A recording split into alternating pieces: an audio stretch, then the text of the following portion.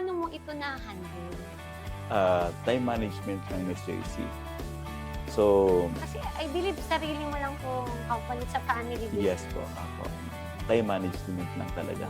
So, kailangan talaga natin na i-manage yung oras natin sa buhay, sa pangarap, sa kumpanya, sa empleyado, at sa pamilya.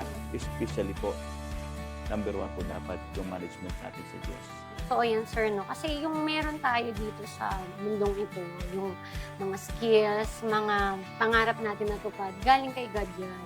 And actually, being an entrepreneur is we are giving opportunity and blessing sa ibang tao.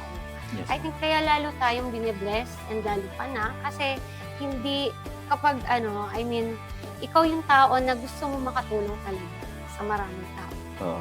Alam, Miss JC, speaking of pagtulog tayo, no? Marami din tayong na-inspired na mga SMS din na katulad namin. Ito yung mga kasamahan ko rin kasi nagsimula tayo sa maliit lang na detalye kung paano tayo magsimula sa ating negosyo. Ito yung kailangan mong palaguin, palawakin, yung ating connections, yung ating kailangan natin makasabay Especially, huwag tayong lalayo sa patakaran ng gobyerno. Kasi sila po dapat ang nilalapitan natin Hindi po pwede na sarili mo lang, ito lang yan. Hindi po. Kasi yung mga permits niyan, yung process niyan.